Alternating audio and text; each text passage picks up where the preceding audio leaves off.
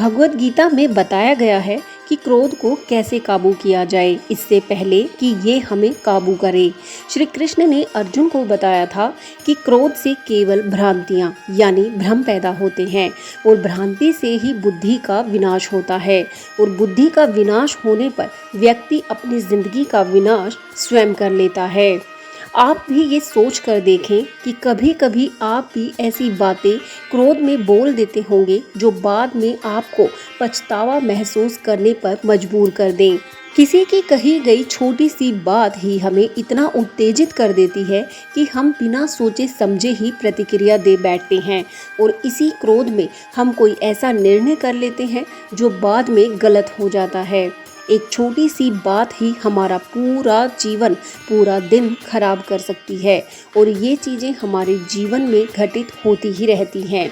आपको ये तो स्मरण होगा ही, महाभारत में दुर्योधन भी अपने क्रोध और अहंकार की वजह से ही सब कुछ हार गया था।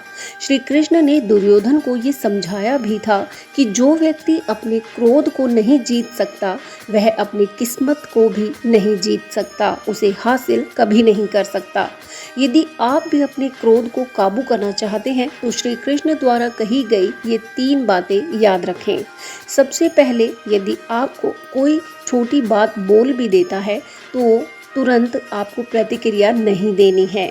आपको लंबी सांसें लेनी है और खुद से एक प्रश्न करना है कि क्या ये क्रोध मेरे जीवन में सुधार लाएगा या उसे बिगाड़ देगा। बस आपको तुरंत ही आपका जवाब मिल जाएगा।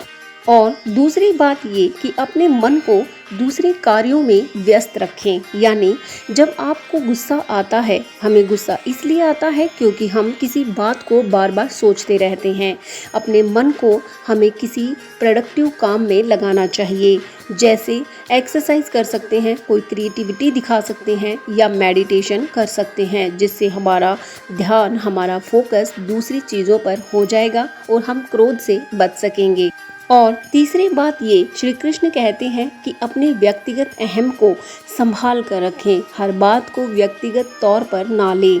जब हम ये समझ जाएंगे तो हर परिस्थिति एक परीक्षा है तो हम सुखी रहेंगे, तब हमें रिएक्ट करने की ज़रूरत ही महसूस नहीं होगी।